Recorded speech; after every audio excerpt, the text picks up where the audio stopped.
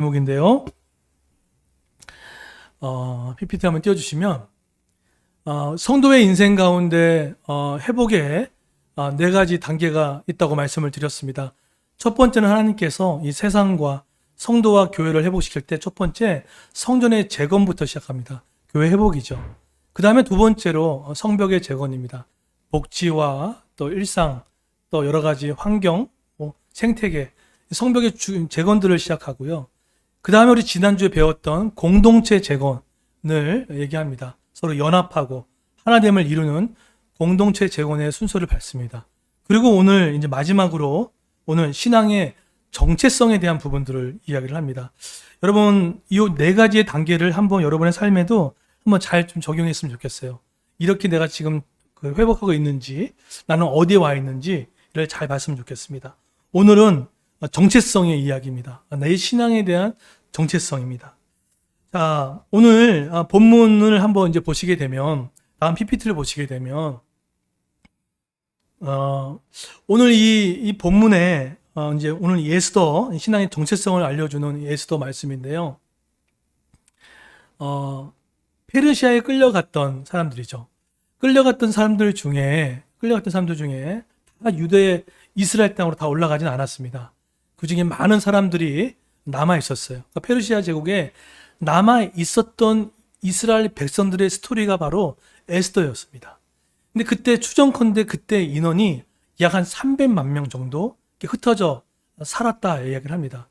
이 적지 않은 숫자입니다. 그렇죠? 적지 않은 숫자가 이스라엘 본토로 가지 않고 페르시아에 남아서 살았던 사람들의 스토리, 그게 바로 이 에스더입니다. 그런데 이 에스더를 쭉 읽다 보면은 이 제국에 남았던 사람들이 점점점 시간이 지나면 지날수록 신앙의 정체성이 희미해지기 시작했던 거예요. 그러니까 아무래도 그랬죠. 신앙의 중심이 있었던 이스라엘 땅이 아니라 믿지 않는 나라 안에서 그 통치를 받았던 새로운 가치관에서 살고 있었기 때문에 자신이 믿는 이야기, 믿는 삶, 그걸 자연스럽게 하지 못했던 이 부분이 있었기 때문에 그의 신앙의 정체성이 희미해지고 있는 것은 아마 당연한 수순이 아닌가라는 생각들을 하게 되죠. 우리가 2년 넘게 우리가 코로나를 맞이하면서도 우리 신앙의 정체성이 좀 흔들렸던 부분들도 없지 않아 있었던 것처럼 마찬가지로 그들은 무려 70년 넘게 안 믿었던 그 공간에 있었기 때문에 이 정체성이 이건 쉽지 않았을 거예요. 자, 그런데 이 페르시아에 남아있던 이 유대인의 이야기의 스토리가 바로 에스더인데 오늘 이 사람들의 생각과 마음을 깨우고 있는 한 사건이 여러분에게 등장합니다. 그 사건이 뭡니까? 여러분 잘 알다시피 그 사건이 뭐냐면 그 하나님께서 선하게 선한 방법으로 응답해주는 방법으로 깨우기도 하지만 하나님께서 때로는 불같은 시험을 통해서 성도의 신앙의 정체성을 깨우는 일도 한다는 거예요. 자, 그러면 오늘 에스더를 이해할 때 네 인물이 중요합니다. 여러분 너무 잘 아시겠지만 에스더죠. 두 번째 누굽니까? 모르드게죠.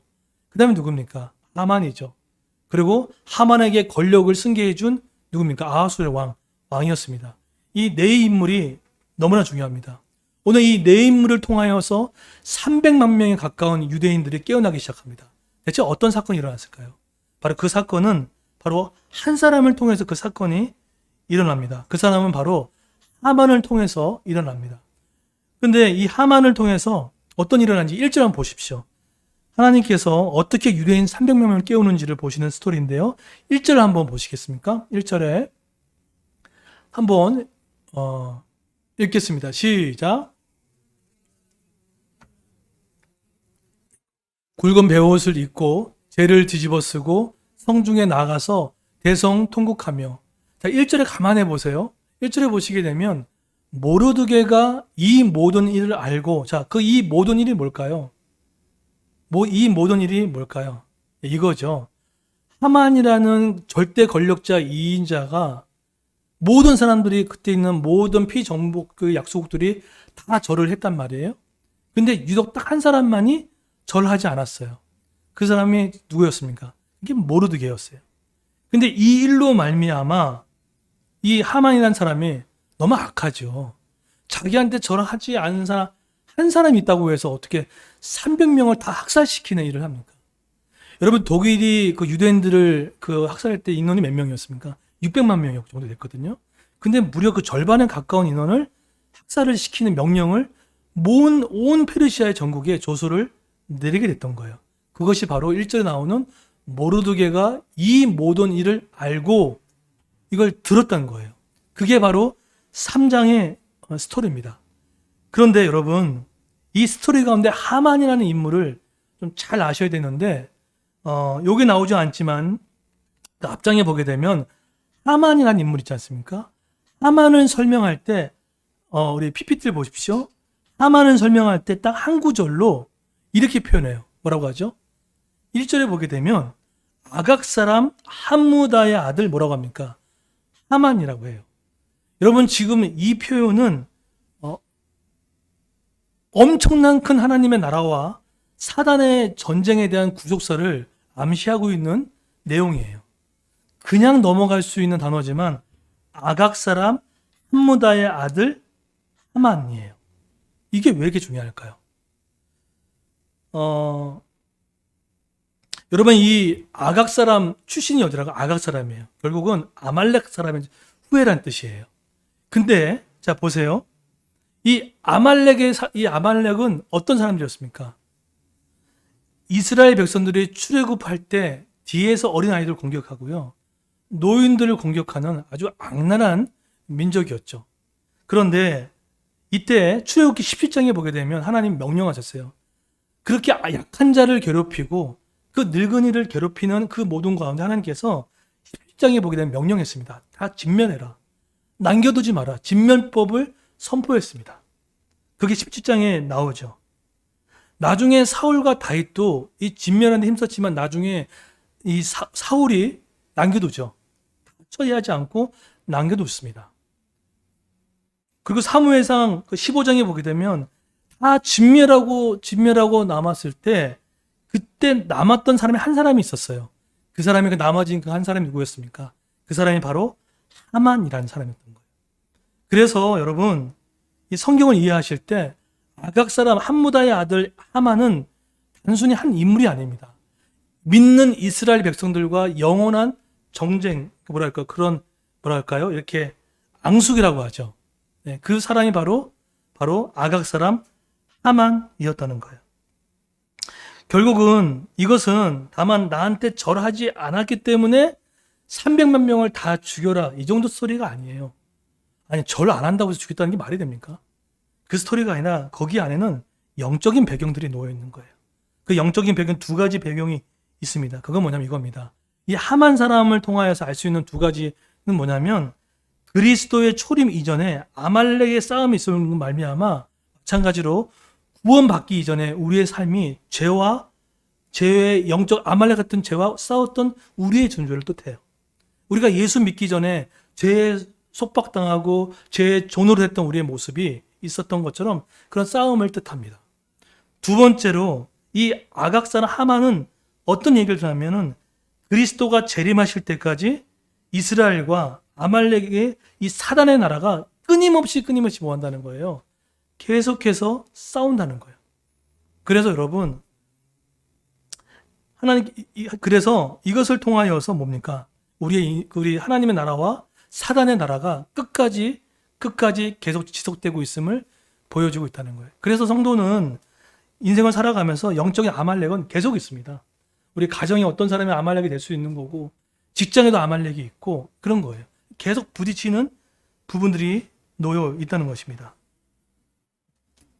그게 바로 하만이 우리에게 등장하고 있는 부분을 이야기를 합니다. 자, 그런데 다시 한번 이제 1절을 보십시오. 1절에 보시게 되면 이런 배경하에서 보면 하만이 단순히 절을 안에서 죽이는 문제가 아니라 하나님의 나라가 가능도에서 어떻게 하면 방해하는 영적인 사단의 세력을 뜻하는 것을 보고 느꼈다는 거죠. 자, 그랬을 때 1절에 보세요. 다시 한번 1절에 보면은 모르드게가 이제 그 사실을 알고 이제 어떻게 했습니까? 이 방법을 어떻게 처리했습니까? 다시 한번 읽어드릴게요. 자기의 옷을 찢고 뭘 입었다고 하죠? 굵은 베옷을 입었다고 해요. 그리고 뭐 했다고 하죠? 죄를 뒤집어 쓰고 성중에 나가서 대송 통곡했다는 거예요. 여기서 여러분 모르드게가 했던 이 굵은 베옷을 입은 두 가지의 목적이 있습니다. 왜 했었을까요? 첫 번째 굵은 베옷은 언제 있습니까? 언제 입으시죠? 네 가지죠. 그냥 두세 가지 말씀드리면 개인과 국가의 재난이 입었을 때 굵은 베옷을 입습니다. 이때 굵은 베옷은 모시 같은 게 아니에요. 되게 천이 되게 거친 그런 약대 털 같은 것들을 뒤집어 써서 입었다는 뜻이에요. 언제라고요? 개인과 국가의 재난이었을 때 굵은 베옷을 입고 나갔다는 거예요. 두 번째는 언제냐면 통회할 때예요. 마음이 너무 슬프고 너무나 괴로울 때 통회할 때 입고 나가요. 그리고 세 번째로 다가오는 재난이 일어날 때, 다가오는 재난들이 막 왔을 때 미리 예방 차원으로 입고 하나님 앞에 나갔을 때 굵은 베옷을 입어요. 근데 중요한 것은요, 이게 첫 번째예요. 그런데 이때 모르드게 직업이 뭐였습니까? 왕궁을 지키는 어떻게 보면 문지기 같은 역할을 했거든요. 그런데 이때 뭘 입었다고요? 궁궐 옷을 입지 않고 굵은 베옷을 입었다는 거예요. 그러면 첫 번째 목적은 국가적인 재난을 선포한 동시에 굵은 베옷은 왜 입었을까요?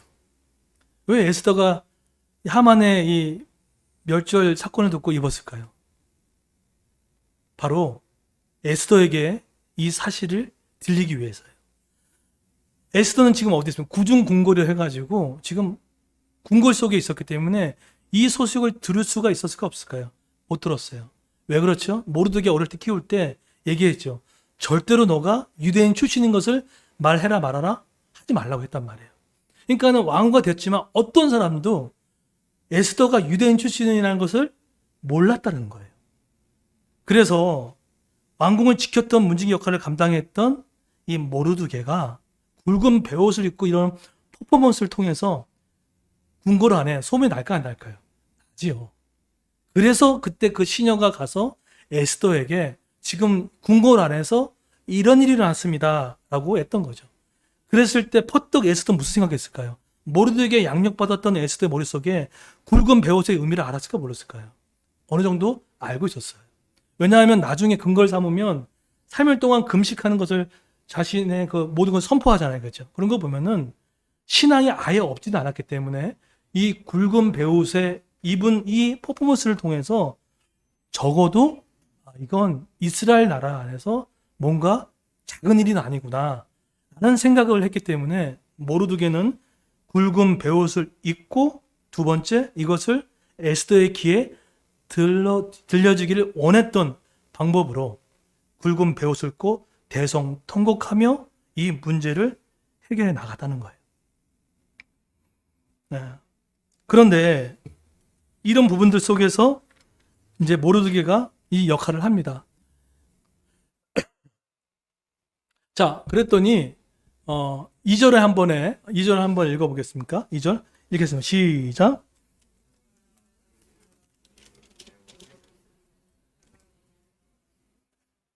네, 제가 3절 읽을게요. 왕의 명령과 조서가 각 지방의 이름에 왕의 명령과 조서 누가 내린 겁니까? 권력 승계 2인자였던 하만이 온 페르시아의 수상궁에 있는 모든 쪽에 다 버려버렸어요. 한 날에 다 죽여라. 네, 다 죽여라. 그게 정확한 날로 니산원이죠. 아비벌 다 죽여라고 했어요. 일시에. 아주 나쁜 사람이죠. 근데 그 조서가 반포됐단 말이에요. 그래서 그 소식을 들었던 유대인이 크게 애통하며 금식하며 울며 부르짖고 굵은 베옷을 입고 죄에 누운 자가 무수하더라. 큰 사건이죠. 여러분 생각해 보세요. 지금 만약에 우리 어떤 대통령이 갑자기 쿠데타를 일으켜가지고 이렇게 반란이 일어나가지고 이렇게 계엄령 선포회가 다 죽여라 생각한다면 어떻게 하겠습니까? 그 정도의 지금 일어나는 거예요. 그런데 오늘 모르드게가 여기서 갈등을 합니다. 제가 인본주의적인 쪽으로 갈등이지만 이유가 있어요. 자, 모르드게가 이때 어떻게 하는지 보세요. 자, 어디를 보시냐면요. 이때 이 소식을 들었던 에스더가 한 반응을 합니다. 자, 7절에 한번 보도록 할까요? 자, 7절 8절 한번 읽어볼게요. 자, 읽어보겠습니다. 시작. 모르드게가 자기가 당한 모든 일과 하만이 유다인을 멸절하라고 왕의 금고를 바치기로 한 은혜의 정확한 액수를 하다에게 말하고 8절 또 유다인을 진멸하라고 수상궁에서 내린 초소 초본을 하다에게 주어 에스더에게 보여 알게 하고 또 그에게 부탁하여 왕에게 나아가서 그 앞에서 자기 민족을 위하여 간절히 구하라 하니 이렇게 지금 되게 바쁘고 이렇게 돌아가고 있는데 에스더가 점점점 소식을 듣고 시녀 얘기도 듣고 하닥에 정확한 팩트 체크를 다 했어요. 그럼에도 불구하고 이때 모르드게 지금 에스더는 사실은 함부로 움직일 수 없는 상황에 놓여 있습니다. 자, 그럼 그 이유를 여쭤볼게요.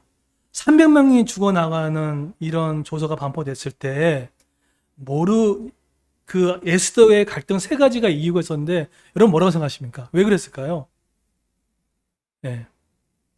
예, 본문에 보시게 되면 첫 번째는 왕후 에스더를 무려 30일, 3, 40일 동안 찾지 않았어요. 쉬운 말로 하면 뭘까요? 한마디로 내전하지 않았다는 거예요. 얼마나 많은 그 왕후들이 있었겠습니까? 첫 번째로 찾지를 않았어요. 그러니까 한마디로 어느 정도 관심이 사라지고 있었다는 거예요. 첫 번째 원인이고요. 두 번째로 이 일을 알면도 불구하고 에스더가 갈등이 있었던 건 두 번째 이유가 있었습니다. 이유가 뭘까요? 왕의 이런 지팡이죠. 이런 왕의 규를 왕이 먼저 내밀지 않고 스스로 먼저 간청하게 되면 국법에 어긋나서 생명의 위협을 받을 수 있습니다. 왕이 무조건 자신의 마음에 따라서 먼저 어떻게 합니까? 내밀어줘야 돼. 이게 왕의 규라고 합니다. 근데 지금 내밀지 않고 간다는 것은 생명을 부지할 수 없는 그런 상황이에요. 이게 모르드게 지금 에스더가 처한 입장입니다. 그리고 세 번째는 뭐냐면 유대인 출신이라는 거예요. 드러내지 않았단 말이에요. 그것이 이 모르드게의 지금 퍼포먼스와 학살 소식을 듣고 위기에 처해 있지만 행동할 수 없는 답답한 상황에 놓여 있는 것이 바로 에스더였다는 거예요. 자, 그런데 이런 에스더를 이게 질책이라고 표현하면 좋을까요? 해석이라고 표현하면 좋을까요? 근데 이런 갈등하고 있는 에스더에게 모르드게가 저는 해석이라고 보면 돼요. 이건 질책보다는 저는 해석에 가깝다고 생각합니다. 신앙의 해석을 해줍니다. 자, 14절에 보세요. 혹시 있나요? 14절에. 자, 우리 14절 보시게 되면 에스더가 갈등하는 거예요. 그랬더니 모르드게, 양육했던 모르드게가 이 말로 에스더를 해석해 줍니다. 제가 질책이 아니라고 했어요. 해석해 줍니다. 14절 한번 읽어볼까요? 읽겠습니다. 시작.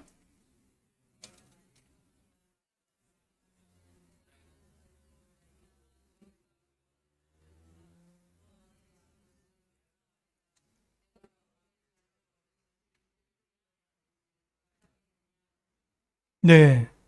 자, 본문은 어떻게 읽는가에 따라서 다르겠지만 너 왜 이렇게 갈등하느냐?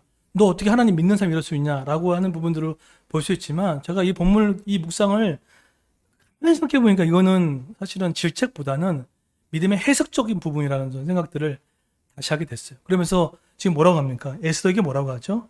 너가 왕후가 된 것은 그냥 된 게 아니라 왕후가 되고 이렇게 된 것은 이 아버지 집이 멸망되었을 때 너를 구원하기 위함, 이 때를 위해서 내가 되지 않느냐라고 하면서 그 신앙의 정체성이 희미해지고 있고 갈등하고 놓여 있는 누구죠? 바로 그 에스더에게 모르드게가 그 신앙적인 해석을 해주고 있는 거예요. 여러분, 부모의 역할이 있어요. 부모의 어렸을 때는요, 주입식이 필요하긴 합니다. 신앙은 이렇게 하는 거예요. 기도는 이렇게 하는 겁니다. 예배는 이겁니다. 예배 순서는 이겁니다. 라고 합니다. 그런데 이제 우리 서희 나이 되고요. 희성이 나이만 딱 돼도요. 그런 기본만 갖고 나갔다가 이제 부딪히는 일이 많이 생깁니다. 지금 키워보니까 그래요. 근데 그럴 때 부모의 역할 중에 하나가 뭐냐면 그 일어난 사건에 대해서 믿음으로 해석하는 것이 저는 부모의 역할이라는 생각이 들었어요. 자녀를 키우면서 여러 가지 자기 믿음이 있었지만 일어나는 일들이 많잖아요. 근데 그것이 때로는 신앙의 정체성을 흔드는 일들이 많이 있어요. 우리 자녀들 봐도요. 근데 그럴 때 부모가 어떤 성경적인 가치관을 갖고 믿음의 해석을 해주는 것들이 너무 중요하다는 생각이 들었어요. 네가 이렇게 해서 이렇게 하면 안 된다. 이거는 어렸을 때고요. 점점 크면 클수록 이 사건과 이 의미를 설명해주는 그런 이 믿음의 이 해석, 이 해석이 정말 중요하다라는 생각들을 하게 됩니다. 그래서 여러분, 우리 자녀들이 지금 아직은 뭐 초등학교 이제 조금 더 고학년, 중학교 올라가면 그 여러 가지 이제 정체성이 올 겁니다. 혼란함이 올 거예요. 그럴 때 이때를 위함이고 이것 때문에 너를 세웠고 공부의 의미가 무엇이고 또 교회의 의미가 무엇인지를 분명히 얘기해 주는 것들이 너무나 중요한 것을 보게 됩니다. 이 해석을 하지 않으면 그냥 정체성이 흔들리는 일 될 때가 너무나 많죠. 그런데 오늘 이때 모르드게가 어떻게 합니까? 이 얘기를 듣고 나서 반응을 합니다. 15절에 16절 보세요. 그래도 믿음이 있었던 것 같아요. 여러분, 우리 중에 에스더 같은 사람 몇 명 있겠어요? 그런데 오늘 에스더가 이 믿음의 해석을 듣고 반응해요. 어떡하죠? 15절, 16절 한번 읽어볼까요? 읽겠습니다. 시작. 에스더가 모르드게에게 이르되 16절 당신은 가서 수산에 있는 유다인을 다 모으고 나를 위하여 금식하되 밤낮 3일을 먹지도 말고 마시도 마소서. 나도 나의 시녀와 더불어 이렇게 금식한 후에 규례를 어기고 왕에게 나아가리니 죽으면 죽으리라 하니라. 네. 모르드게의 믿음의 해석을 듣고 나서 에스더가 어떡합니까? 반응을 해요. PPT를 한번 띄워주십시오. 띄워주시면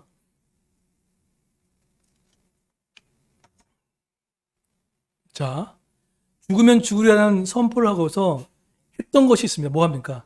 금식을 선포합니다. 여러분, 신구약 통틀어서 금식은 4가지 형태 있을 때 금식하게 돼요. 언제 하죠? 회개할 때입니다. 우리의 죄의 그런 극악함과 긍휼을 구할 때 우리는 금식을 합니다. 두 번째로 성결을 위해서 금식을 선포해야죠. 그리고 세 번째는 뭡니까? 슬픔과 아픔이 왔을 때 그 슬픔을 벗어나기 위해서 금식할 때 나갑니다. 이게 구약의 우리 신앙의 조상들이 했던 부분들이었죠. 그리고 뭡니까? 간구할 때요. 뼈가 저리도록 간이 저리도록 할 때 간절한 마음을 갖고 우리의 인간적인 한계와 인본주의를 절대 해결할 수 없는 그 일들을 경험했을 때 하나님께 전적 의지로 해 나갈 때 우리는 금식을 선포해 나갑니다. 지금 이 수상국에 흩어져 있는 300만 명에게 모두 다 조서를 보내서 에스더가 금식을 선포하고 해달라고 얘기하며 3일의 금식이 들어갑니다. 그래서 매튜 헬리라는 학자는 이렇게 얘기합니다. 이때 에스더의 금식의 선포는 아수르의 그 왕의 마음을 호의적으로 바꾸게 할 수 있는 마음에 대한 금식의 기도다라고 이렇게 표현을 해요. 그때 금식을 해 나갑니다. 했을 때 여러분 실제적으로 어떤 일이 일어났습니까? 우리 읽진 않았지만 5장에 보면 1절에 왕의 호의를 입어요. 왕이 어떻게 하는지 아시죠? 이런 표현을 하죠. 매우 사랑하시더라 라고 표현 나와요. 누굴 보고요? 30일 동안 40일 동안 찾지 않았던 에스더를 왕이 갑자기 에스더를 바라보더니 사랑스러운 거예요. 뭐가 바뀐 거예요? 금식 선포 이후에 에스더의 기도를 들으시고 왕의 마음을 어떻게 했다는 거예요? 바꾸셨다는 거예요. 그리고 6장의 1절에 가게 되면 잠 못 이루는 왕이 나옵니다. 그 왕이 잠 못 이루어가지고 뭘 봅니까? 자신의 역사책을 보죠. 그 역사책에 뭐가 써 있었죠? 당시 모르드게가 암살을 지켜줬던 그 사건이 기록됐다는 거예요. 그때 모르드게를 다시 한번 불러내가지고 그 자리를 앉히는 일이 생깁니다. 이것이 뭘까요?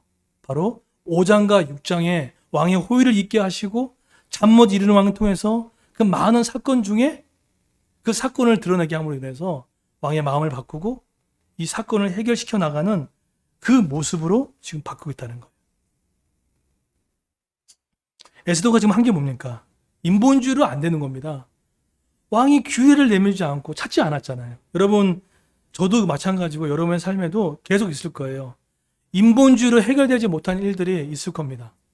노력해도 안 되는 것들이 있을 겁니다. 그죠? 각자마다 있을 겁니다.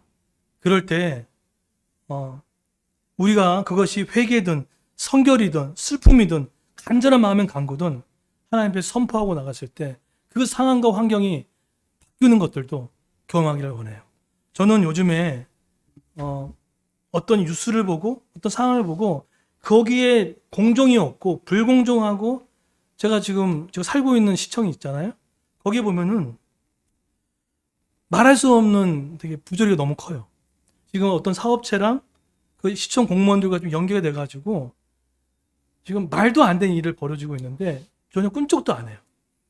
그러니까 그런 일 가운데도 놓고 환경을 놓고 기도해요. 처음에는 안 될 것 같은 일들인데 그거 놓고 기도해요. 수원을 공무원들이 해먹고 도저히 어떻게 하죠? 자기 일하고 얘기 안 하고 그리고 깡그리 거기 있는 모든 양주 시민들을 무시하고 소통도 하지 않아요. 그러니까 그런 거 보면서 뭐라 할까? 이게 화라는 표현보다 처음에는 이거는 알아서 되겠지. 아니요. 제가 살고 있는 동네든 어디든 간에 그 자리에서 그런 모습이 있을 때 그것을 바꾸는 것들이 너무나 중요한 것들 생각이 들어요. 좀 요즘에 뉴스를 보면서도 그 모습 가운데 그게 불이하고 불공정하게 되면 그 부분을 그 환경을 바꾸다는 그 기도를 많이 하고 있습니다. 여러분 직장 안에서도 가정 안에서도 그게 어떤 사람이든 환경적 사건이든 간에 여러분의 기도를 개인의 영달로만 사용하지 마시고 정말로 어떤 조직과 문화 때문에 힘들어하는 문화의 다른 가치관이 있다면 여러분의 여러분이 주신 그 기도와 금식으로 말미암아 그것이 바꿔나감을 말미암아 영적인 300만 명의 영혼이 살아났던 것처럼 여러분의 한 가지의 기도가 그 영혼들을 살릴지 누가 알겠습니까? 여러분 이때 아단월 모든 300만 명이 다 죽을 수 있는 그 달이었습니다. 정확한 날짜로 2월 14일 15일입니다. 근데 그 날이 운명의 날이라고 할 수 있는 불임절로 바뀔지 누가 알았겠습니까? 모든 사람이 다 죽을 수 있는 그 한 날에 다 죽을 수 있는 그 날에 한 사람의 죽으면 죽겠다는 그 한 사람의 절박한 금식의 선포로 기도를 말미암아 그 사람들 살고 불임절이 선포되는 날로 바뀔 줄 누가 알았어요? 불임절은 많은 그 이스라엘 학자들이 얘기를 합니다. 이게 대중적인 절기라고 얘기를 해요. 이때 이 대중적인 절기의 가장 독특한 특징이 뭔지 아십니까? 이 불임절에는 가난한 자들에게 음식을 나눠 먹고 나눠주는 일로 통해서 서로의 기쁨을 누릴 수 있는 시간이라고 생각합니다. 교회가 사적인 기도를 통해서 하는 것도 너무 중요하지만 교회의 기도는 공적 기도가 되어야 됩니다. 우리의 기도가 나의 개인의 기도에서만 응답되는 걸로 끝나지 않고 나의 기도가 정말로 나의 기도가 영적으로 다운되어 있고 여러분의 속해 있는 그 직장과 그 문화가 너무나 악하고 그런 부분 가운데 여러분의 선포와 기도를 통해서 하나님의 정결과 공정이 임하는 기도로 나간다 그러면 여러분 서 있는 곳도 불임절의 영광이 있지 않겠나라는 생각들을 하게 됩니다. 300몇 명이 돌아왔습니다. 살렸습니다. 여러분의 신앙을 혼자 걸로 사용하지 마시고 공적 신앙으로 말미암아 여러분의 한 사람의 기도와 그 신앙의 결단을 통하여서 나와 우리 자녀와 내 주변에 있는 영혼들도 다시라는 영적인 불임절을 같이 경험하며 잔치하는 그런 날 되기를 예수 이름으로 축원드리겠습니다. 예, 자, 다 같이 한번 우리 일어나셔서 마지막으로 찬양하고 마치도록 하겠습니다. 우리 주만 의지에 오늘 모르드게가 굵은 베옷을 입고 에스더가 수상국에 흩어져 있는 전역에 있는 유대인들에게 금식을 선포할 때 왕의 호의가 바뀌어지고 또 그 사건이 드러남을 통해서 장대 위에 하만이 달리는 놀라움을 통해서 불임의 영광이 왔던 것처럼 하나님 인본주의를 뛰어넘는 하나님 놀라운 역사가 주를 의지할 때 일어나게 달라고 이 찬양하면서 고백하며 나가기를 원합니다.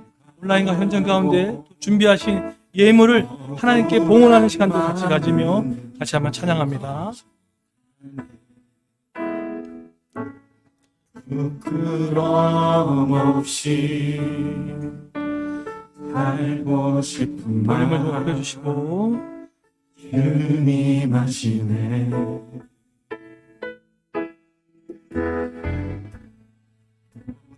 이를 선내고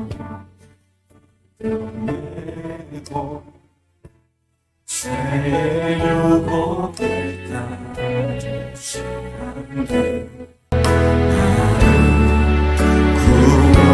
구원하신 영원한 그 사랑 그 신들